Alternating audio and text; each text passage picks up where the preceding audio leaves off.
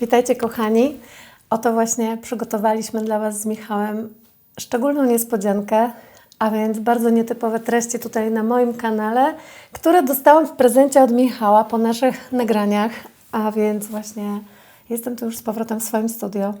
Przed chwilą nagraliśmy wywiad i udało mi się Michała uprosić o to, żeby fragment tego nagrania, tej naszej rozmowy, tego podcastu ukazał się też tutaj, aby Wam po prostu pokazać, jak można rozmawiać o narcyzmie nie tylko z poziomu biologii, czyli to, co właśnie już tutaj gdzieś na moim kanale mogło Wam mignąć, ale też i z innych poziomów, czyli w innych aspektach, między innymi w aspektach duchowych, w aspektach społecznych.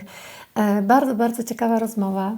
Michał jest osobą, która bardzo inspiruje, ma ogromne doświadczenie w przeprowadzaniu wywiadów i takim, wiecie, wyhaczaniu różnych smaczków, zaczepianiu o różne tematy. Jest też czasem prowokujący, chociaż bardzo, bardzo delikatnie i za to go bardzo, bardzo cenię.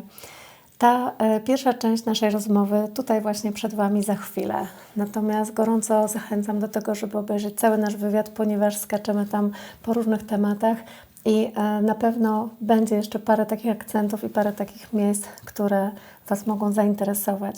Jeśli to, co usłyszycie tutaj, Was zaciekawi, to zapraszam serdecznie na kanał Each One Teach One, zgodnie z tą ideologią, co Ty sam umiesz, ucz innych, przekazuj wiedzę i dziel się z innymi, czego sam się nauczyłeś.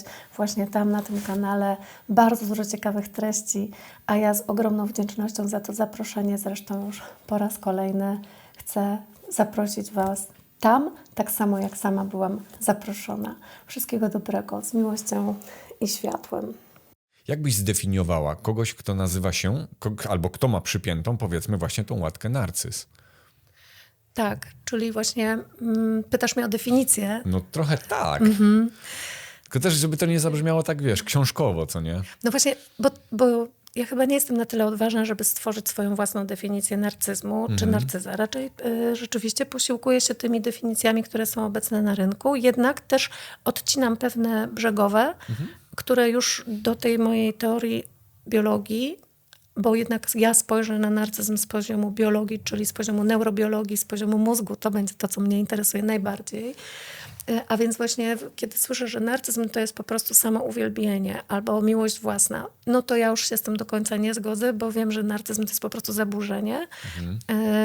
Też tutaj warto zaznaczyć, że nie będziemy mówić o narcyzmie jako właśnie, tak jak mówisz, łatce w kontekście zaburzenia osobowości, bo możemy też mówić o zachowaniu narcystycznym albo o cechach narcystycznych i to można znaleźć w zasadzie u każdej osoby i są takie momenty w życiu, gdzie każdemu z nas się to odpali i to też jest normalne, naturalne, bo tak działa ludzki mózg, czyli pod wpływem jakiegoś konfliktu może się uruchomić zestaw pewnych zachowań, ale jeżeli konflikt będzie zredukowany, to też i ten zestaw zachowań może się wycofać i nagle co? Powiesz, że ktoś nie jest narcyzem?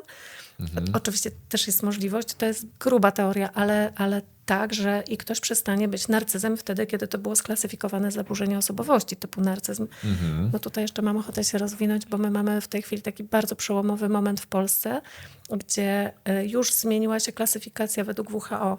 I według tej starej klasyfikacji ICD-10 można było mówić o zaburzeniu osobowości typu narcyzm, ale weszła nowa klasyfikacja ICD-11, która w tej chwili mówi o tym, że już nie można tak o człowieku powiedzieć. Są testy, które mówią o nasileniu cech narcystycznych, o pewnym stopniu nasilenia cech narcystycznych i to nie jest to samo, co właśnie narcyzm jako rodzaj zaburzenia.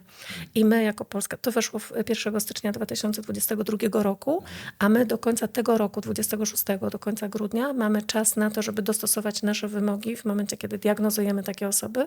No oczywiście nie mówię to o sobie, bo my jako konsultanci biologii totalnej tego nie robimy, ale są instytucje, są osoby szkolone do tego, psychiatrzy najczęściej, którzy robią testy i wtedy właśnie mogą według tych nowych klasyfikacji orzec o tym stopniu zaburzenia. Tam są różne grupy i te grupy się właśnie już też pozmieniały. Także ja też chcę powiedzieć, że jesteśmy w takim bardzo przejściowym momencie i jak ty pytasz, skąd właśnie teraz więcej rozmów na rynku na ten temat, no to właśnie widzimy, że te nasze rozmowy jako ludzi wynikają z zainteresowania tym obszarem, ale tak naprawdę cały ten obszar podlega w tej chwili dużemu zainteresowaniu, nawet właśnie u specjalistów, którzy się zajmują klasyfikowaniem tych zaburzeń. I myślę sobie, że to chyba nawet jest dobry trend, też znowu nie mi to oceniać. Ja tylko tak mówię ze swojej perspektywy, jak to poczułam. Może to rzeczywiście jest dobrze, że nie będziemy każdego nazywać właśnie, wiesz, wytykać palcem, tak? O, ty jesteś narcyz, bo to może być za szybko. My mamy za dużo tendencji do tego, żeby właśnie ludziom przypinać łatki. Ale właśnie powiedzieć komuś, że jest to duże nasilenie pewnych cech, które wskazują po prostu na narcyzm, albo właśnie niewielkie, które wskazują na to, że ktoś w danej chwili po prostu wykazuje zachowanie narcystyczne. Tak. I wtedy nie przypisujemy mu od razu tej etykiety. Uważam, że to może mieć sens, tak. To trochę tak jak ocena opisowa w szkole. Czyli właśnie ja jestem z pokolenia, pewnie tutaj część moich słuchaczy również. Ty to już jesteś z innego pokolenia w ogóle. Ja miałam oceny jeszcze od 2 do 5. Ty już chyba miałeś... No nie, ja od 1. No właśnie, ty miałeś od 1 do 6. No. Ja od 1 do 6 dopiero jak przeszłam do liceum, ale przez całą podstawówkę było 2 do 5, więc jeszcze. I tam była twarda szkoła. Siadaj 2, siadaj 1, umiesz, nie umiesz. Dzisiaj dzieci często dostają oceny opisowe. Tak. No, tu jeszcze należałoby coś podciągnąć, popracujmy jeszcze nad tym skillem, nad tym. Okej. I uważam, że to ma bardzo duży sens. Właśnie w mniejszym stopniu może skrzywdzić człowieka wtedy, kiedy sytuacja nie jest taka do końca jasna. Bo co powiesz, jeżeli przychodzi dziecko, które jest niedouczone, nie dlatego, że się nie nauczyło, tylko dlatego, że w domu nie ma warunków do tego, żeby się uczyć. A kiedyś po prostu ocena to ocena. Tam nie było dyskusji, nie było miękkiej gry. I tak sobie myślę właśnie, że dzisiaj jak mamy tą ocenę opisową, to może to jest bardziej sprawiedliwe. Tak. Takie mam refleksje. Jestem sobie z tym po prostu. No. Powiedziałaś coś takiego, że mamy tendencję, właśnie, że ludzie mogą mieć tendencję i użyłaś słowa taki zdrowy narcyzm. I od razu mi przyszło do głowy to, czy jeżeli każdy z nas może doświadczać czegoś takiego, prawda, w ciągu na przykład dnia, miesiąca, tygodnia, czegoś, takiej emocji albo takiego poczucia, takiego zachowania jak zdrowy narcyzm, to mogłabyś podać jakiś przykład? No, chodzi mi o to, żeby jeżeli ktoś coś takiego odczuje w sobie, żeby się też nie przeraził tego, prawda? Że ktoś sobie pomyśli, kurde, to jestem narcyzem, skoro mam takie jakieś zachowania. Jakie mogłyby być takie miękkie zachowania, które mogłabyś podać jako przykład, które obrazują to właśnie, że człowiek czasami ma naturalne tendencje do tych narcystycznych zachowań? I tutaj potrzebujemy odróżnić kilka rzeczy od siebie, bo taką pierwszą cechą narcyza, która wysuwa się na czoło, jest megalomania, czyli ta wielkościowość, taka potrzeba bycia pierwszym, najważniejszym na świeczniku. Ja wszystko robię najlepiej, co oczywiście zarówno psychologia, jak i biologia totalna i germańska nowa medycyna powiedzą, że wynika z niskiego poczucia własnej wartości. No. W dodatku my powiemy, że to jest podwójny konflikt niskiego poczucia własnej wartości, a więc zaistniały 2 czynniki w tym samym czasie, które sprawiły, że konflikty uderzyły po obu stronach mózgu. I to jest bardzo ciekawe, że to nie jest takie sobie zwykłe niskie poczucie własnej wartości, tylko to jest naprawdę konstelacja w mózgu, która jest nie do rozbicia do momentu, w którym nie wiemy, jak do tego podejść i jak się za to zabrać, że można to rozebrać, to jest po prostu tak jakby zamrożenie na poziomie mózgu, gdzie człowiek nie może się inaczej zachować. Po prostu tak był storpedowany w krótkim czasie z jednej i z drugiej strony informacjami o tym, że jest nikim, że jest niewartościowy, że jest dla kogoś nieważny, właśnie gdzieś pod wpływem tej informacji, że no zero, po prostu jesteś zerem. No. Żeby w ogóle przetrwać, żeby przeżyć, wyrodził się taki mechanizm obrony pod tytułem właśnie, że nie. Właśnie, że ja jestem najlepszy. Właśnie, że ja teraz dam radę. Właśnie, że wam udowodnię. Właśnie, że wam pokażę. I to jest właśnie coś takiego, co odbija w megalomanie i tak jak mówię, jest po prostu konstelacją, która utrzymuje kogoś, tak samo jak konstelacją może być zespół Aspergera, przejawem konstelacji, tak? Czy autyzm, czy ADHD i wiele, wiele innych takich zaburzeń zachowania, czy zaburzeń osobowości i też różne choroby psychiczne. To jest przejaw tych konstelacji w mózgu. Jest ich wiele i to jest mega szeroki temat i bardzo ciekawy, mogłabym długo. I tak jak mówię, szkolę się z tego cały czas, bo to jest jeden z najtrudniejszych naszych tematów w biologii totalnej. Wymaga naprawdę bardzo dużego zgłębienia, zrozumienia, takiego pochylenia się nad tym i najczęściej jest po macoszemu traktowany, więc zostaje na koniec do zrobienia przez osoby, które wchodzą dopiero w ten świat, ale ja zachęcam do tego, żeby to poznawać, dlatego że to nam po prostu bardzo dużo tłumaczy.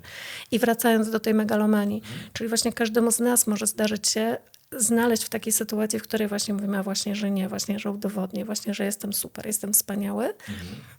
I nie wiem, czy kojarzysz tą skalę Davida Hawkinsa, bo mówisz o tym czasem w swoich podcastach. Ja też słucham twoich podcastów. Pokażemy skalę tutaj. I bardzo, bardzo lubię. Tak, super. To właśnie tam David Hawkins w którymś momencie pokazał, że na poziomie 175 mamy dumę, on kalibruje wartościowość naszych wibracji dopiero od 200 jako tą pozytywną. To, co jest poniżej, no to jest słabo. Więc nawet jak mamy 175, to już jest tak bliziutko do tych 200, to jednak jest poniżej.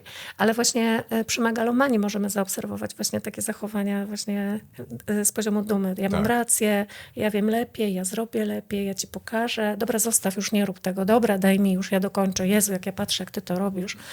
I myśmy się wychowali często właśnie przy rodzicach, przy dziadkach, przy naszych wychowawcach, którzy z tego poziomu do nas występowali. I teraz właśnie wracając do twojego pytania, to wcale nie znaczy, że to byli narcyzi. No właśnie. Ale mogli wykazywać właśnie przejawy megalomanii, właśnie tej wielkościowości, tego przekonania, czy po prostu tej dumy. To też tutaj jest do rozeznania, bo to też nie musi być od razu o konstelacji. To może być po prostu duma, ale właśnie w ten sposób się przejawiająca. Dlatego właśnie nie idziemy od razu w to, żeby diagnozować, że to jest narcyz, ale właśnie widzimy, że takie zachowania mogą nam się pokazać. No i teraz ten częsty błąd, że w momencie, kiedy widzimy kogoś, kto musi być na pierwszym miejscu, nie? Wiesz, wchodzi do psychiatry i ma numerek 1 i ten za nim, co wchodzi do psychiatry, też musi mieć numerek 1. Nie może mieć numerka 2, nie? I się biją. Nie, bo tam będzie walka. Oddaj pan ten kartonik. Ja jestem jeden. No więc właśnie w momencie, kiedy spojrzymy na taką osobę, to wcale to nie jest jeszcze definicja narcyza. No bo inaczej kim byłby megaloman, jeżeli to by było to samo.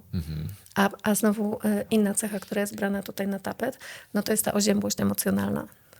Bo powiemy, że narcyz to jest właśnie ktoś, kto w ogóle nie ma empatii. Taka osoba niewzruszona, taka osoba, która nie ma uczuć, nie ma dostępu do swoich uczuć i w ten sposób również nie czuje tego, co czują inni. Nie ma takiej zdolności do odbierania tej emocjonalności drugiego człowieka i ta inteligencja emocjonalna u niego jest naprawdę nisko. Oczywiście często dla rekompensaty bardzo wysoko rozwinięta inteligencja intelektualna. Tak. Bardzo często te osoby są bardzo bystre, bardzo spostrzegawcze, bardzo inteligentne i oczywiście zależy, do czego to wykorzystają. No, to też, ale to już jest inny wątek. I teraz jak popatrzymy na taką osobę oziębłą w połączeniu z tą megalomanią, no to w zasadzie mamy już prawie definicję narcyza. Ale znowu mogą być osoby, które nie wykazują empatii, są po prostu oziębłe, ale nie mają w sobie wielkościowości. Nie są megalomanami. Więc znowu to jest bardzo szerokie pojęcie, ale należy to rozeznać na poziomie mózgu, czyli jak rozmawiamy o tym profesjonalnie, a nie w taki właśnie, wiesz, domorosły sposób, tak? To wtedy my po prostu patrzymy, czy wszystkie zjawiska, które definiują narcyzm, to, co definiuje narcyzm jako zaburzenie na poziomie mózgu w postaci różnych konstelacji występują razem czy nie. Jeżeli pojedynczo, to jest to po prostu zjawisko. Czyli właśnie tu wtedy powiemy, że ktoś może z poziomu tych zjawisk, tych konstelacji, obecności tych konstelacji w tym momencie w pewien sposób się zachowywać i wykazywać pewne cechy. Ale to jeszcze właśnie nie znaczy, że będzie narcyzm. No tak, bo powiedziałaś takie zachowanie, że na przykład rodzic może za dziecko powiedzieć, a już daj, zostaw, ja zrobię za ciebie, prawda?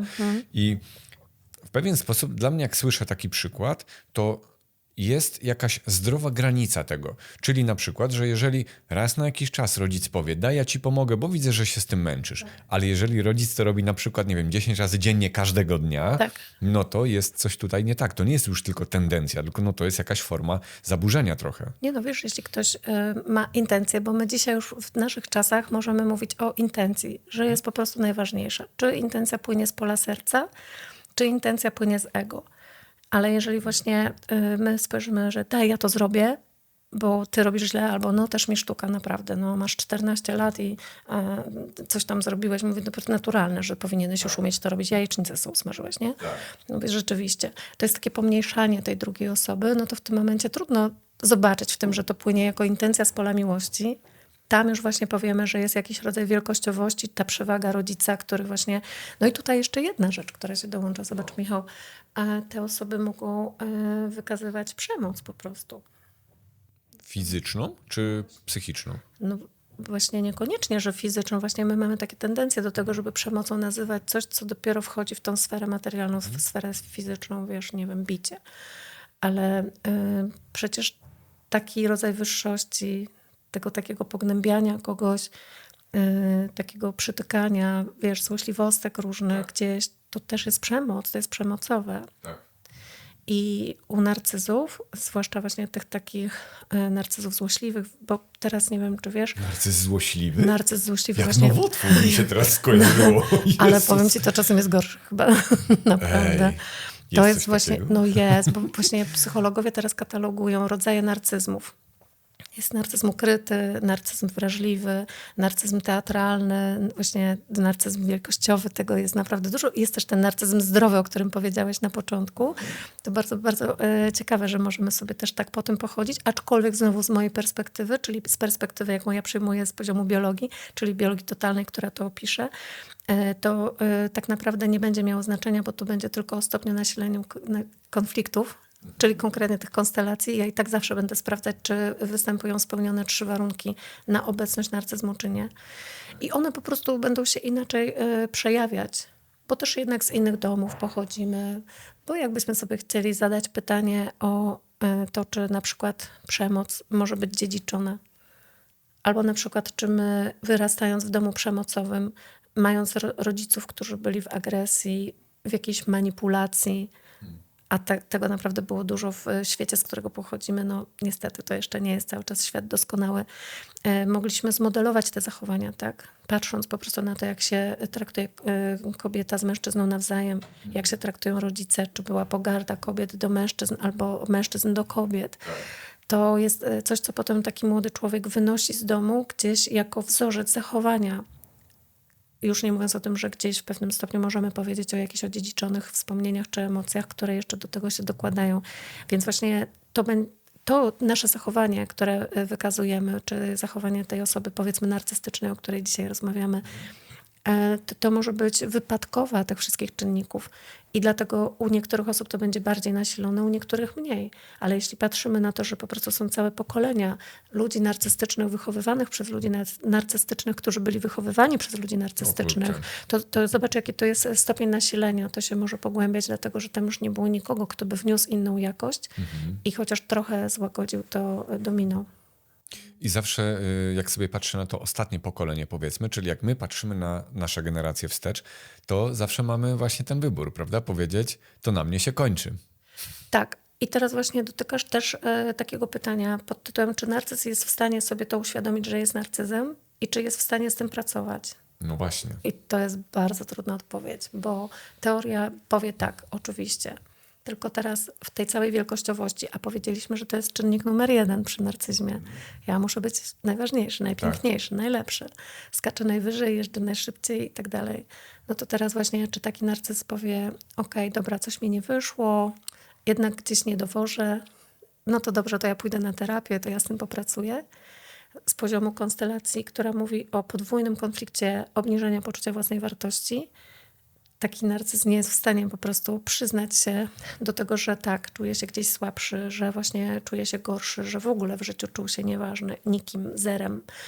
I dostanie się do tego konfliktu w zasadzie chyba do traumy, należałoby powiedzieć. Tu my w biologii totalnej nie używamy tego pojęcia trauma, ale możemy to wymiennie teraz zastosować.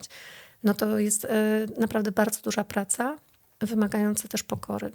I teraz zobacz, jaki jest paradoks całej tej sytuacji, że pokora może pojawić się u ludzi empatycznych, a przy narcyzmie co my mamy? Niewzruszoność, oziębłość emocjonalną, a więc brak pokory 1 do 1. I zobacz, w jakiej blokadzie są te osoby, jak one na różnych piętrach mózgu, bo to, o czym my rozmawiamy, to są 3 konstelacje, z których każda jest na innym piętrze. Rozumiesz, co tu się w ogóle dzieje? Że my mamy tutaj właśnie konstelację muszku, konstelację istoty białej, konstelację istoty szarej. Wszystkie 3. A jeszcze, Madzia, weź powiedz proszę tą definicję słowa konstelacja, bo użyłaś tego już któryś raz. Dla kogoś, kto jak nas słucha pierwszy raz, może nie wiedzieć. Sorry, tak. No to jest właśnie układ 2 konfliktów, które odbywają się u kogoś w tym samym czasie, ale ich lokalizacja w mózgu, ponieważ za każdy nasz konflikt będzie odpowiedzialny jakiś inny ośrodek w mózgu i układ jest akurat tak nieszczęśliwy, że znajduje się po lewej i po prawej stronie półkul mózgowych i w ten sposób my mówimy o takim zbijaniu się tych konfliktów wzajemnym. W tym samym czasie, W tym samym, jednocześnie. tak, te konflikty powstają z reguły w tym samym momencie. Jeżeli by był jeden konflikt, to on będzie przejawiony w ciele. Tak to właśnie działa. Jeżeli w jednym czasie powstanie jeden konflikt, który ma swój ośrodek w mózgu, to najczęściej za to będzie odpowiadać jakaś tkanka na obwodzie ciała. I wtedy zaobserwujemy, jeżeli rozmawiamy tutaj o obniżonym poczuciu własnej wartości, to możemy zaobserwować choroby stawów, choroby kośćca, takie choroby właśnie, które podlegają tutaj pod istotę białą mózgu. No i teraz, jeżeli w tym samym czasie powstaje drugi konflikt, gdyby on powstał samodzielnie, po prostu jako jeden pojedynczy, również by pokazał wypadkową w ciele. Ale jeśli ktoś dostaje z dwóch stron i te konflikty powstają w tym samym czasie, to powstaje konstelacja, która w ogóle nie będzie objawiona w ciele.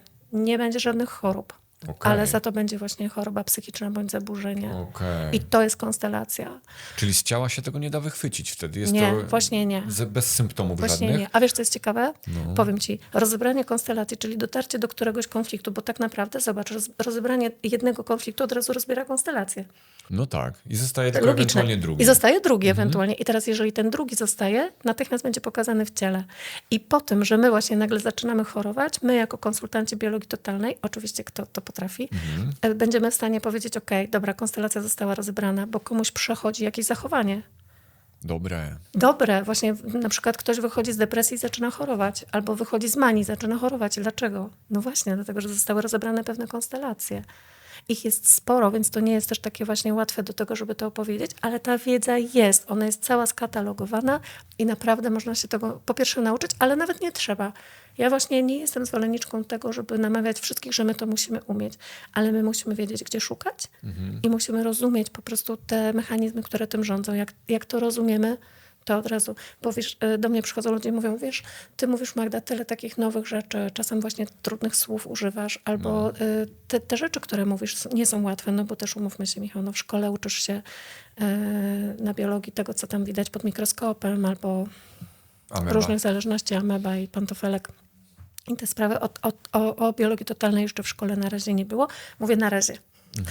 Ja jestem zwolenniczką teorii, która mówi o tym, że to wejdzie do szkół w jakiejś swojej drobnej postaci, ale jednak o tej zależności emocji z ciałem będziemy się uczyć coraz więcej, bo to jest po prostu prawda o nas.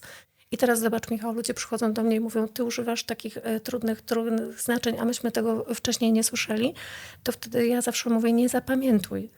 Tak. Nie staraj się tego zapamiętać. To nie o to chodzi, że ty musisz teraz to powtórzyć. My mamy taki odruch, że jak słuchamy rzeczy ciekawych, ale właśnie też takich trudniejszych, czy jak czytamy jakieś książki, to od razu tak jakbyśmy zaraz z tym szli na egzamin. Tak jakbyśmy od razu musieli komuś powtórzyć. A to jest z kolei mechanizm, który gdzieś też pierwotnie został zaburzony w naszym życiu przez system edukacyjny, bo wbija stres. Czyli w momencie, w którym ja muszę coś zapamiętać, no to stres z tytułu muszę blokuje możliwość łatwego zapamiętywania pewnych rzeczy i tym bardziej nie zapamiętam, a wtedy ja się denerwuję, że nie zapamiętuję, to się robi jeszcze większy stres, to się nakręca jak spirala. Dlatego ja mówię, nie, to nie o to chodzi, nie musisz tego pamiętać. Są te rzeczy spisane, chodzi o to, żeby wiedzieć i rozumieć, staraj się zrozumieć, pojąć, o co chodzi. I to jest właśnie moim zdaniem ta sztuka, mówienie o trudnych rzeczach w łatwy, prosty sposób. Tak. Nawet o najtrudniejszych rzeczach można powiedzieć w ten sposób i zawsze można sobie jeszcze doczytać. Tak, to ja tutaj tylko muszę nadmienić 2 źródła, twoje źródła, z których my osobiście, ja i właśnie i też moja żona, znamy ludzi, którzy naprawdę korzystają z tych źródeł, czyli twój blog, który dzisiaj coraz mniej ludzi czyta blogi, ale jednak twój blog to jest kopalnia wiedzy i też kanał na YouTubie nowy. I tam naprawdę duże, potężne materiały po 1,5 godziny, po 2 godziny czasami. Potężna wiedza, także polecamy. Blog Magdy Wdowiak i kanał na YouTubie. Podlinkujemy zresztą tutaj. Darmowa, potężna wiedza. Dziękuję bardzo. To rzeczywiście taka nowa rzecz w moim życiu po wielu latach próśb i takiego, no Magda, kiedy otworzysz swój kanał? W końcu się udało 4 miesiące. Raczkuję ten mój kanał, natomiast tak, to na czym mi bardzo zależy, to to, żeby rzeczywiście dołożyć tam te wszystkie zarchiwizowane treści, które udało mi się zachować, w których jest bardzo dużo treści aktualnych do dzisiaj i one zawsze będą aktualne. I wiesz co, Michał, nawet tak sobie ostatnio myślałam, no bo teraz jestem youtuberką, nie? To tak ogromny dystans mam do tego, chcę powiedzieć. Ale tak sobie myślałam, są osoby takie, które tworzą kanał odnosząc się do wiadomości codziennych. Są osoby takie, które opowiadają o profilu astrologicznym na dany dzień czy na dany miesiąc. To są właśnie takie treści, do których nikt nigdy już później nie wróci. Bo nie będziesz chciał dzisiaj posłuchać, co tam się działo w maju w 2023, nie? Tylko po prostu dzisiaj chcesz słuchać, co się dzieje w maju właśnie w 2026. To cię interesuje. I idziesz dalej. A na tym moim kanale są treści, których jak posłuchasz za rok, za 10 lat, za 20 lat, to one będą cały czas aktualne. Bo jak ktoś ma problem z jakąś chorobą, czy właśnie czym jest trauma w biologii totalnej, nie? Jakieś takie odniesienia, to co za różnica, czy ja o tym powiem dzisiaj, czy jutro. To jest po prostu wiedza i tak, zachęcam właśnie. Dlatego uznałam, że warto ten kanał otworzyć, no bo po tym jak właśnie Facebook wykasował tam różne rzeczy, live'y w zeszłym roku gdzieś, to ludziom tego brakowało. Tak. A ja nawet sobie nie zdawałam sprawy, jak im tego brakuje i że to oglądają aż tak. Dopiero jak zostało wykasowane, to wtedy do mnie przyszła lawina tych wszystkich próśb, maili i zapytań. Madzia, to gdzie to jest? I na szczęście zostało zapisane, także będę to udostępniać. No i oczywiście będę tworzyć następne materiały, bo przychodzą kolejne pytania i ja widzę, że jest ta rosnąca świadomość. Jest w tej chwili ten trend do tego, żeby pogłębiać wiedzę i żeby rozwijać ją właśnie o nowe nurty. Biologia totalna jeszcze wciąż jest dla wielu nowym nurtem, choć już się dobrze zakorzeniła. No to jest już 17 lat w Polsce właśnie. Tak. Teraz minęło w ten weekend majowy. No. Nieźle. Więc myślę, że będzie się to rozwijało, bo ludzie potrzebują po prostu rozumieć siebie coraz lepiej. Tak. A to jest tylko o tym. To wróćmy do narcyzów. Czy nie jest... Nie męczy cię to? Nie, w ogóle. Powiem ci, że właśnie nie, bo Okej. jedną mam taką zagwozdkę trochę. Żyjemy dzisiaj w świecie, który trochę promuje właśnie takie zachowania, takie do przodu, takie właśnie puszujące, mocne osobowości, prawda? Zobaczmy na świat nawet czy nauki, czy biznesu, czy ekonomii, czy nawet psychologii i tak dalej, autorytety. Świat jednak promuje takich ludzi. I teraz gdzie może być taka cienka granica pomiędzy tym, że to są w cudzysłowie zdrowe autorytety, a gdzie to już ta granica jest przekroczona i tam już jest jakaś forma narcyzmu. No i właśnie pytanie, jak to rozróżnić? No bo właśnie tutaj pytanie, czy to świat promuje, czy właśnie te osoby wchodząc na pewne stanowiska same to promują.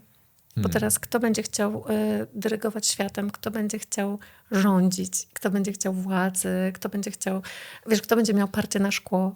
Tak. Właśnie te osoby, które są z tą mentalnością wielkościowca, te osoby, które chcą być numer jeden, te, które właśnie będą patrzeć, kto na gali takiej czy innej właśnie dzisiaj jest numer jeden. Już za chwilę na następnej gali może nie być numer jeden, bo już ktoś inny będzie numer jeden i będzie ważniejszy. I w tym momencie ten świat się po prostu sam w ten sposób trochę nakręca. Bo znam bardzo wiele osób, które są wybitnymi autorytetami w swoich specjalnościach i to tutaj można wziąć wszystkie możliwe obszary życia na przykład. I w ogóle nie będą miały takiego ciśnienia, żeby występować w telewizji, żeby stać na ściance i robić sobie kolejne zdjęcia, żeby właśnie lansować się z tą swoją wiedzą, tylko po prostu po cichu wykonują swoją robotę. A więc właśnie z pokorą, czyli w tym momencie wiemy, że tu w ogóle nie ma tej definicji narcyzmu spełnionej. No, a w takim przypadku, bo też wiesz, znowu nie chciałabym teraz każdego celebryty, każdego, kto jest na wizji, od razu tutaj etykietować mianem narcyza. Właśnie to mogłoby być szkodliwe. Właśnie też jestem przeciwna temu. Jednak chcę też powiedzieć, że no niestety część tych osób, które my znamy właśnie z telewizji, z mediów, właśnie tych, które są tak bardzo popularne i które właśnie system wykorzystuje do tego, żeby pewne rzeczy sprzedawać albo promować, właśnie ci influencerzy, właśnie, no to będą narcyzi, bo oni się świetnie w tym odnajdą. Oni mają ogromne predyspozycje do tego, żeby właśnie w tym gdzieś dowieść i pójść dalej. I tu teraz po prostu mamy taki stan zastany. Pytanie, czy będziemy to wartościować, czy nie. Bo pytanie też, do czego to służy. A więc jeżeli ktoś z poziomu tego, przepraszam, że tak to powiem, ale specjalnie dla kontrastu, szarego obywatela właśnie będzie chciał naśladować tego narcyza, no to może mieć osobisty kłopot, bo może mu się to nie udać. I w tym momencie to jest konflikt. Ale jeżeli ktoś inny, również z poziomu szarego obywatela, po prostu ma świadomość, jest takie zjawisko, ale są też i inne zjawiska, a ja jestem tu. To w ogóle nie ma żadnego znaczenia. To jakby właśnie pytanie, co my z tym robimy, bo najgorsze będzie porównywanie się. Narcyz robi zawsze wszystko i za wszelką cenę, żeby być numerem jeden. Więc ile my nie chcielibyśmy doścignąć, no to może być dla nas po prostu trudne. Ale też pytanie, czy chcemy zapłacić za to wszelką cenę. Więc ja mówię nie. Okej. No tak, bo po prostu, bo nawet przychodzą mi do głowy taki przykład. Sportowcy chcą być numerem jeden. Tak, ale to jest Nie? rywalizacja. No właśnie. Moim zdaniem zdrowa rywalizacja. Oczywiście też pewne sporty już w którymś momencie przestają być zdrowe. Wiadomo, wbrew temu, co się mówi, że sport to zdrowie, no czasem nie. Zdecydowanie bardziej preferuję ruch, zdrowy ruch, Tak. ruch fizyczny nad wszelkie takie właśnie sporty, już zwłaszcza ekstremalne. Ale rzeczywiście, jeżeli ktoś się zdecyduje na sport, no to już po to, żeby pokonywać albo samego siebie, albo potem rywala. Tak. Ja myślę, że pokonując rywala, ludzie pokonują samego siebie. I to jest po prostu o tym. I oczywiście to też może wynikać z różnych konfliktów, tylko że nie chciałabym, żeby to źle zabrzmiało, bo teraz zobacz, tak naprawdę różnego rodzaju konflikty napędzają nas w życiu i mogą być naszymi motywatorami, ale to też nie może brzmieć jako negatyw. Po prostu tak jest, bo tak działa nasz mózg.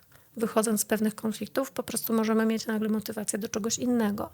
Albo właśnie odpuścić, właśnie nie mieć do czegoś motywacji. To też jest okej.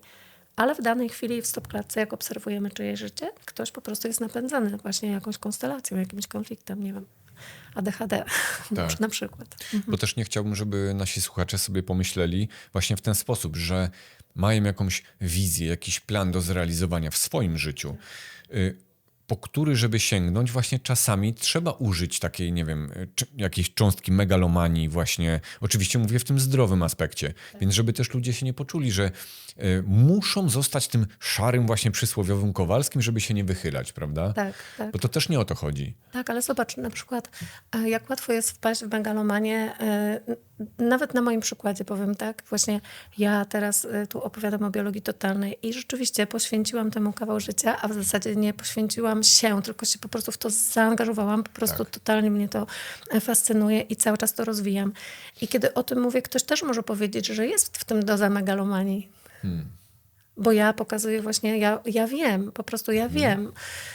I teraz pytanie, czy to płynie z konfliktu, czyli właśnie z konstelacji w tym przypadku, czy nie. Ale to są momenty. To są momenty, w które my możemy wejść właśnie po to, żeby odegrać jakąś rolę. Czyli taki profesor, który uczy fizyki i on po prostu wie i ma nauczyć swoich studentów, on może się znaleźć w takiej konstelacji przez chwilę po to właśnie, żeby wykonać swoją rolę. Tak samo jak ja, kiedy szykuję się do kursu, szykuję się do jakiegoś webinaru, do jakiegoś większego live'a i muszę się do tego przygotować. Ja wchodzę w konstelację autystyczną.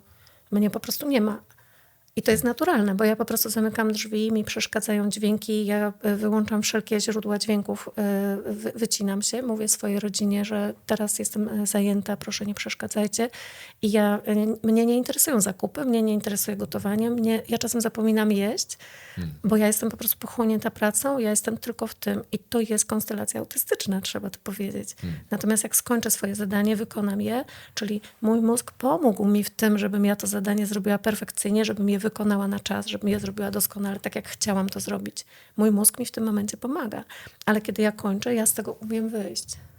Ja się z tego wycofuję. Ja wtedy wchodzę w świat, mi się przypomina, że jestem głodna, albo mi się przypomina, że w domu są dzieci, które mają swoje życie i mówię, opowiadajcie, co tam u was. Jakoś właśnie już minęło parę godzin, czy czasem, no jak nagrywałam kurs, no to jest parę dni, tak? Ale ja wtedy wracam właśnie do świata żywych i ja wtedy jestem już normalna. Już właśnie nie jestem autystykiem. Tu jakby właśnie, żeby odróżnić, bo ktoś, kto jest chory i ma diagnozę, właśnie narcyzm, autysta, ADHD, po prostu w tym jest i z tego nie wyjdzie tak po prostu. Tak. Ale my właśnie jako ludzie na co dzień potrafimy wchodzić właśnie w takie konstelacje, a potem z nich wychodzić i one nam służą. No i właśnie, chyba naszą rolą jest ta nasza świadomość, żeby rozpoznawać, kiedy my w to wchodzimy. Bo tak jak teraz określiłaś, powiedziałaś, ja wchodzę w taką konstelację, ja się zamykam, ja odłączam wszystkie bodźce, komunikuję wszystkim, że teraz siadam do nagrywek i robię nagrania na przykład wideo. No to ty jesteś tego świadoma, ale może być tak, że ludzie nie są tego świadomi. Ale wiesz co, jak ja tak cię słucham, to sobie myślę, nie, darujmy sobie to naprawdę. To chyba nie jest tak, że my musimy to wiedzieć, bo to jest też pewnego rodzaju zboczenie, No żeby tak. za każdym razem, kiedy przeżywasz jakiś konflikt, mówić, ojej, teraz mam problem z przyjęciem kęsa, teraz nie mogę strawić tego kęsa, teraz nie mogę zintegrować tego kęsa. No tak. No to jest nienormalne po prostu, ale wiesz co, powiem ci, że w tym naszym środowisku my się czasem z siebie śmiejemy, bo my to widzimy. Tak. Bo jak się to wie, to się po prostu to obserwuje, to się widzi i trzeba też umieć to po prostu odizolować w którymś momencie, żeby żyć normalnie jak człowiek i nie mówić tym językiem i nie epitetować innych, co się z nimi dzieje w tym momencie, bo to jest też łatwe, żeby od razu, wiesz, na ulicy każdemu rozpoznać konflikt, Tak. nie? Więc nie, no uspokójmy się. Ja bym raczej była za tym, żeby po prostu obserwując siebie, czyli właśnie to, co ty promujesz tak pięknie na swoim kanale i tyle razy już o tym słyszałam, żeby żyć świadomie, właśnie w tej samoświadomości, po prostu akceptować, okej, teraz tak mam. I teraz, jeśli ci to przeszkadza, bo wszedłeś właśnie w coś typu, nie wiem, nastrój depresyjny, tak? I to dobrze jest właśnie być, co mogę z tym zrobić, tak? Akceptuję, że to jest, że to przyszło, takie się pojawiło, ale niekoniecznie chcę, żeby tak trwało do końca życia, więc może właśnie się temu przyjrzę. Czy na przykład ktoś jest w manii dla odbicia w drugą stronę. Tak samo może to być męczące, bo to zużywa energię. Więc w którymś momencie ktoś może powiedzieć, akceptuję, to jest coś, co do mnie przyszło, ale jednak się temu przyglądam i chcę się tym zająć. Ale właśnie w momencie, w którym jesteś właśnie skupiony, czy na przykład wchodzisz w jakiś perfekcjonizm, bo teraz właśnie wzięło cię na sprzątanie o 3:00 w nocy w swoim pokoju i czujesz, że to jest to zostaw. To jakby ja nie jestem zwolenniczką tego, żeby cały czas stawiać diagnozy i uznawać to po prostu za konflikty. Nie, po prostu tak wygląda nasze życie, bo przysięgam ci, Michał, gdybyśmy chcieli nazywać konflikty wszystkie po kolei, w jakich jesteśmy, to nie byłoby zdrowego człowieka na ziemi i ani jednej zdrowej chwili w jego życiu. Każdy z nas zawsze działa pod wpływem jakiegoś motywatora. No i prędzej czy później dokopiemy się do jakiejś traumy, dokopiemy się do jakiegoś, nie wiem, urazu, jakiegoś właśnie, nie wiem, programu rodowego, który nas po prostu gna do przodu. I co wszystko nazwiemy patologią? Nie, dajmy sobie żyć. No właśnie. No tak, bo można to robić w zdrowy sposób, prawda? Korzystać z tych rzeczy jako akceptacją. fala taka po prostu. Tak, po prostu teraz mam dobra, ja teraz mam fazę na sprzątanie w domu, ja miałam cały kwiecień, wiosenne porządki, po prostu wszystko wywalałam, wszystko mi się nie podobało. I sobie pomyślałam, to jest bardzo fajne, bo ja w tym momencie wykorzystuję tą swoją energię, tego powera, którego mam na to, żeby sobie uporządkować mieszkanie, zrobiłam sobie luz na nowe i nie wiedziałam, co nowe przychodzi. Przyszedł kurs, no super, fajnie, dobra, to jest miejsce na to. Tak. Ale właśnie obserwowałam, miałam świadomość tego, co się dzieje, ale w akceptacji. Teraz mam domownicy chodzą, przyglądają się, dobra, mama zwariowała, ale to tylko przez chwilę, bo też są korzyści dla każdego z tego właśnie, że mamy więcej miejsca w szafie, że jest coś poukładane w szufladach i posprzątane, że jest właśnie miejsce na nowe, tworzy się przestrzeń na nowe, więc ja jestem zwolenniczką tego, żeby podchodzić do siebie łagodnie, mieć świadomość i tykać, ale tylko wtedy, kiedy coś przeszkadza. Dopóki nie przeszkadza, nie tykamy. Okej. Umowa? Dobre.